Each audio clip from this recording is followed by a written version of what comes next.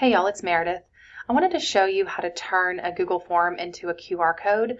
I've had some people who want to make that QR code available for students or parents to be able to use to get to a form to collect data.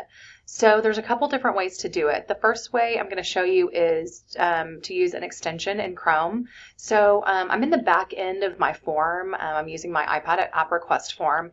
I'm going to go to preview, which is going to send me to the live form. Okay, so I'm in the live form, and right up here on my Chrome and my Chrome extensions, I have one that will create a QR code. So I'm just going to click one time on that, and it's going to create my QR code.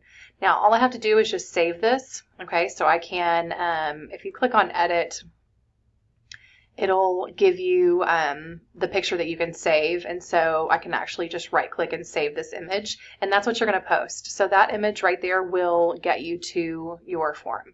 Okay, a second way to do this would be I'm going to go back into the back end here, and I'm going to go to send, and I want to get the link. So here's the button for the link. I'm going to copy the link, then I'm going to open up a new tab.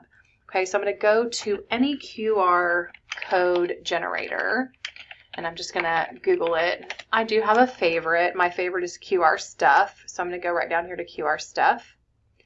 And I'm going to paste my address in right here in the middle.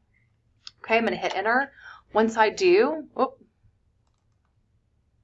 no thanks, I don't want that.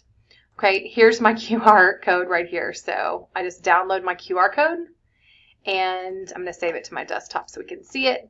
And here's this that I can share with parents and students to allow them to get to my form.